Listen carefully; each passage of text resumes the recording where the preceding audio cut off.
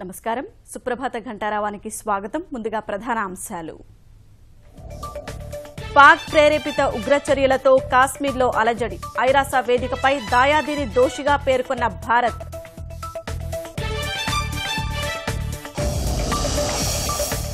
ఉరి దాడికి ప్రతిచర్య తప్పదని సైన్యం హెచ్చరిక సరిహద్దుల్లో రక్షణ సన్నద్దతను సమీక్షించిన పాక్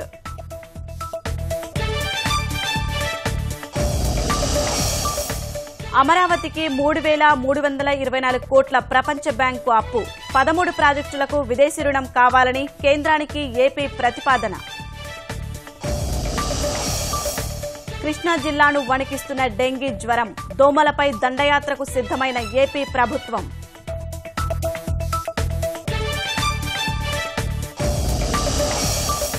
నేడు హస్తినకు ముఖ్యమంత్రి కేసీఆర్ నదీ జలాల వివాదంపై వాదన వినిపించేందుకు సన్నద్దం